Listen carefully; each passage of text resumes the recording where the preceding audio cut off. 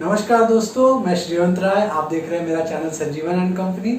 इस वीडियो में मैं आपको बताऊंगा कि अगर आप नई विंडो खरीद रहे हैं या अपने विंडो को रिपेयर कर रहे हैं तो क्या ऐसे स्टेप ले सकते हैं जिससे कि आपकी विंडो की जो स्ट्रेंथ है वो बढ़ जाए, जो विंडो की मजबूती है वो बढ़ जाए और जो उसकी ड्यूरेबिलिटी है वो भी काफ़ी लंबी हो जाए कि जल्दी उसमें कोई मेंटेनेंस ना आए। तो इसलिए मैं पूरी डिटेल में आपको बताने वाला हूँ कुछ स्टेप्स जो कि आप अप्लाई करके आपकी विंडो की स्ट्रेंथ बढ़ा सकते हैं।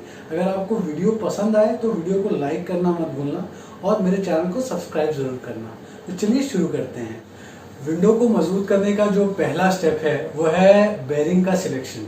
जब आप विंडो खरीदते हैं या रिपेयर करते हैं तो उसमें जो बेरिंग्स लगती हैं वो 98% चांसेस है कि वो बेरिंग्स जो है वो पीवीसी बेरिंग्स है। तो पीवीसी जो मटेरियल है वो अपने आप में इतना मजबूत नहीं होता और इवेंचुअली जो है और जो उसकी मोल्डिंग भी होती है, बेरिंग की जो बॉडी होती है वो इतनी उसकी स्ट्रेंथ नहीं होती है कि वो बहुत लंबे समय तक शटर का वेट ले सके।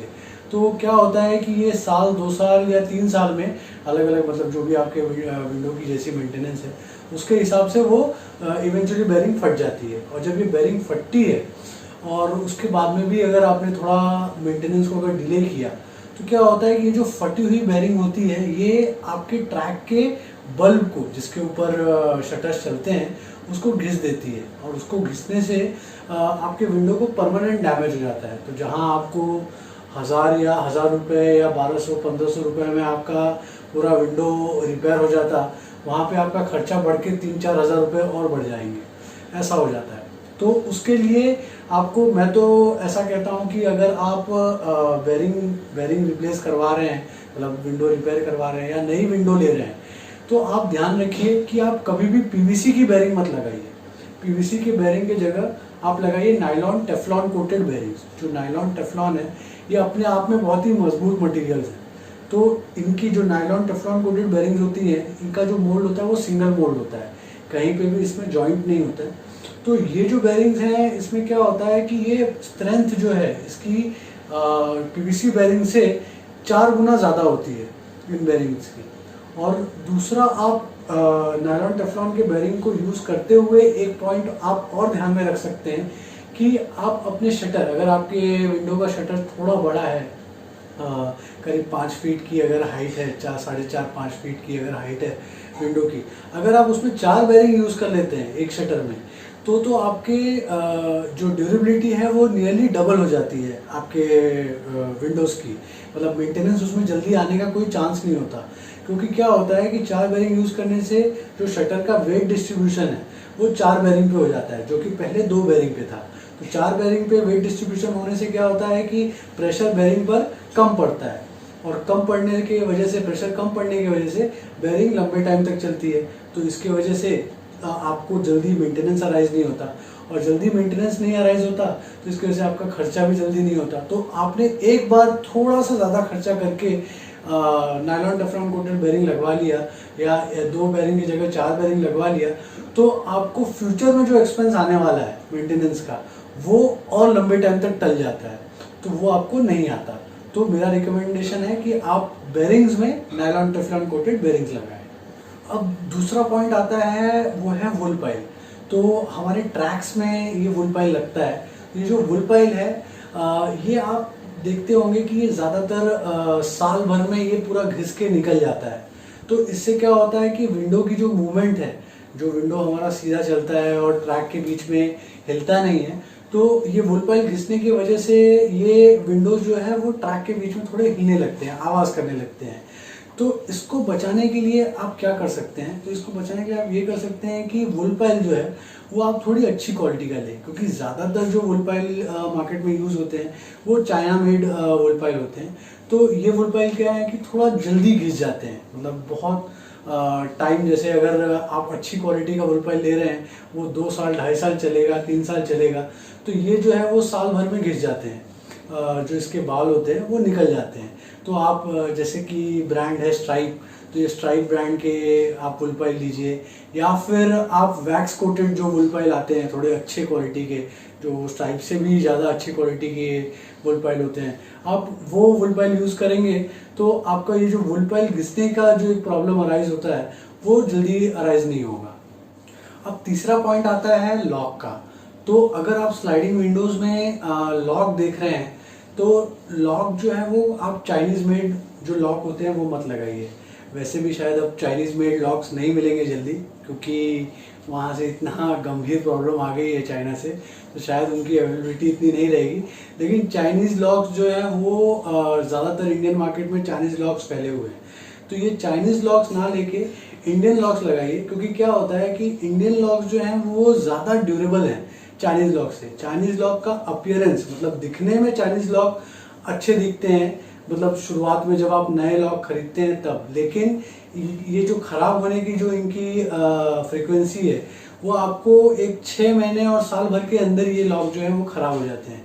तो इंडियन मेड जो पुश टू लॉक जो लॉक होते हैं, पुश अप लॉक जिसमें स्प्रिंग सिस्टम होता है, उस टाइप के लॉक आप यूज़ कीजिए, जिसमें एक हुक जैसा लगा होता है और आप उसको पुश करते हैं तो वो नीचे जाता है और फिर आप उसको छोड़ देते हैं तो वो लॉक हो जाता है। इस टाइप का लॉक आप यूज़ कीजिए। तो ये लॉक काफ़ी ड्यूरेबल लॉक है, तो ये जल्दी ख़राब नहीं होता और इसकी अवेलेबिलिटी भी बहुत आसानी से आपको ये अवेलेबल होता है और लॉक को आप खुद भी रिप्लेस कर सकते हैं, इतना आसान होता है उसको लगाना।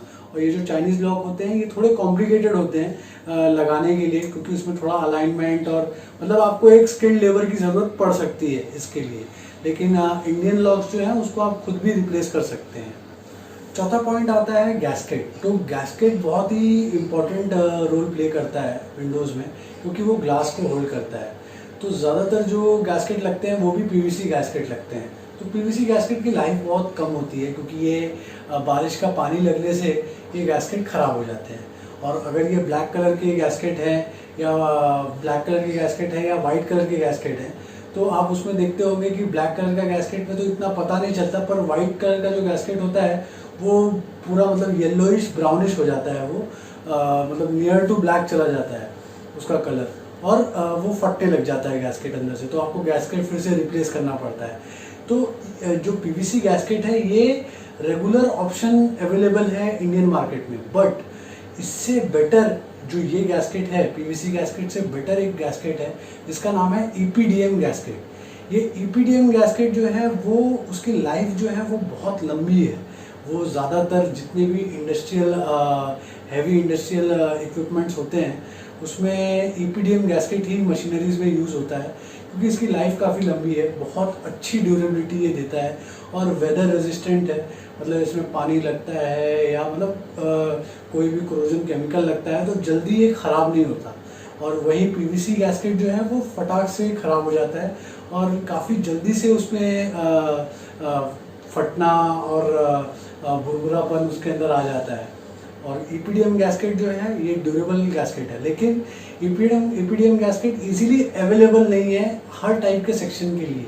तो इसको आपको थोड़ा ऑर्डर देके मंगाना होता है, या फिर आप लोकल वेंडर के पास नहीं है तो शायद आप अगर थोड़ा अच्छी क्वांटिटी में 100-200 किलो अगर आप किसी वेंडर से ही मंगा लें, बाहर के वेंडर से, तो भी अच्छा है। लेकिन ये इस टाइप का गैस्केट यूज़ करने के बाद आपके विंडो की क्वालिटी आप समझ लीजिए कि नॉर्मल विंडो से 75% बेटर हो जाती है।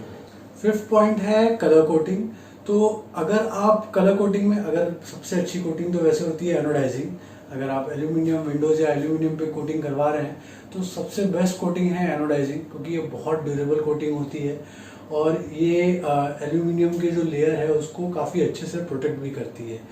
तो अगर आप एनोडाइजिंग करवा रहे हैं तो इसमें आप मिनिमम माइक्रॉन की जो थिकनेस है, जो माइक्रॉन मतलब होता है कि जो उसके ऊपर ये कलर का जो शेड चढ़ रहा है इसका थिकनेस, तो उसको माइक्रॉन बोलते हैं, माइक्रॉन्स में गिनते हैं। तो इसका जो मिनिमम माइक्रॉन है वो 15 माइक्रॉन का होना चाहिए। और ये 15 माइक्रॉन की अगर एनोडाइजिंग आप करवाते हैं तो आपके विंडो की स्ट्रेंथ जो है वो बढ़ जाती है। बहुत लोगों को ये नहीं पता है कि एनोडाइजिंग से एल्यूमिनियम की स्ट्रेंथ भी बढ़ जाती है। तो अगर आप एनोडाइजिंग करवाते हैं तो विंडो की स्ट्रेंथ बढ़ जाती है, लेकिन मिनिमम थिकनेस जो है वो 15 माइक्रॉन का होना चाहिए। और अगर इससे अलग अगर आप पाउडर कोटिंग करवा रहे हैं, क्योंकि एनोडाइजिंग में कुछ लिमिटेड कलर्स होते हैं, तो अगर आप पाउडर कोटिंग करवा रहे हैं तो मिनिमम थिकनेस जो है मतलब पाउडर कोटिंग की जिसको माइक्रॉन्स में गिनते हैं, तो मिनिमम माइक्रॉन्स जो है वो उसका 60 माइक्रॉन्स होना चाहिए, तो उसकी ड्यूरेबिलिटी अच्छी होगी। अगर 60 माइक्रोन से कम होगा तो पाउडर कोटिंग की ड्यूरेबिलिटी उतनी अच्छी नहीं होगी, कलर जो है वो जल्दी चिप कर सकता है, जल्दी कलर जो है वो छोड़ देगा। तो मिनिमम 60 माइक्रोन्स का आप पाउडर कोटिंग करवाइए अगर आप पाउडर कोटिंग करवा रहे हैं तो। 6th पॉइंट है सेक्शंस की क्वालिटी। अब 2 टाइप के सेक्शन मार्केट में अवेलेबल है, एक जिंडाल सेक्शन है और फिर उसके अलावा जितने भी सेक्शंस हैं वो उनको नॉन जिंडाल सेक्शंस बोलते हैं एल्यूमिनियम के। तो बेसिकली ये उसके लिए नहीं वैलिड है जिसका बजट बहुत ही स्ट्रिक्ट बजट पे चल रहे हैं, मतलब जिनको फिक्स है कि भाई हमको इतना पैसा ही खर्चा करना है, इससे ज़्यादा नहीं खर्चा कर सकते, महंगा सेक्शन थोड़ा नहीं ले सकते क्वालिटी अच्छी हो तो भी। लेकिन मैं रिकमेंड करता हूँ कि आप जिंडाल के सेक्शन लीजिए, क्योंकि जिंडाल के सेक्शंस में क्या है कि जो सेक्शन की थिकनेस होती है वो काफ़ी अच्छी होती है। दूसरा, इसमें जो सेक्शन का शेप होता है वो एकदम परफेक्ट होता है।